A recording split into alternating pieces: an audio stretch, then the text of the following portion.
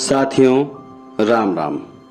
आज हम फिर उपस्थित हैं एक जग बीती के साथ जिसका शीर्षक है मैं डिप्रेशन में हूं। डिप्रेशन से ग्रस्त एक सज्जन जब 50 के पार हुए तो उनकी पत्नी ने एक मनोचिकित्सक का अपॉइंटमेंट लिया और उनसे मिलने के बाद कहा कि कुछ दिनों से उनके पति भयंकर डिप्रेशन में हैं, जरा इन्हें ठीक से देखिए। साथ ही ये भी बताया कि इन सब के कारण अक्सर मैं भी मानसिक तनाव में रहती हूँ।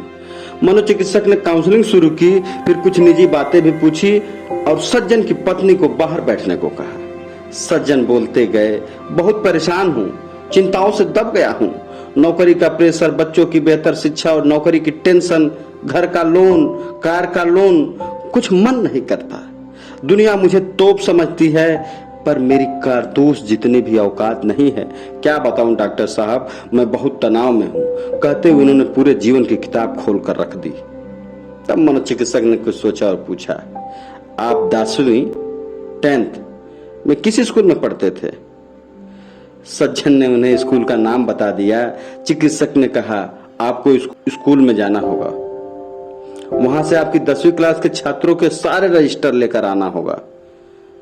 सज्जन स्कूल गए, रजिस्टर लाए। चिकित्सक ने कहा कि अपने साथियों के नाम लिखो और उन्हें ढूंढो और उनके वर्तमान हालचाल की जानकारी लेने की कोशिश करो। सारी जानकारी को डायरी में लिखना और 1 माह बाद मुझसे मिलना। कुल 4 रजिस्टर हुए जिसमें 200 नाम थे और महीना भर दिन रात घूमे। मुश्किल अपने 140 सहपाठियों के बारे में जानकारी एकत्रित कर पाए। आश्चर्य, उसमें 20 लोग मर चुके थे, 7 लड़कियां विधवा और 13 तलाकशुदा थी। 15 नशेड़ी निकले जो बात करने के लायक भी नहीं थे। 20 का पता ही नहीं चला कि अब वो कहां हैं। 5 इतने गरीब निकले कि पूछो मत और 5 इतने अमीर निकले कि उनके बारे में मत पूछो। कुछ कैंसर ग्रस्त, कुछ लकवा, डायबिटीज, अस्थमा, दिल के रोगी निकले। 3-4 लोग एक्सीडेंट में हाथ पांव या रीढ़ की हड्डी में चोट के कारण बिस्तर पर थे। 2-3 के बच्चे निकम्मे निकल गए थे। एक जेल में था और एक 50 की उम्र में सेटल हुआ था, इसलिए अब शादी करना चाहता था। जबकि एक अभी भी सेटल नहीं था पर 2 तलाक के बावजूद तीसरी शादी की फिराक में था। महीने भर में 10वीं कक्षा के सारे रजिस्टर भाग्य की व्यथा खुद सुना रहे थे। चिकित्सक ने पूछा, अब बताओ आपका डिप्रेशन कैसा है?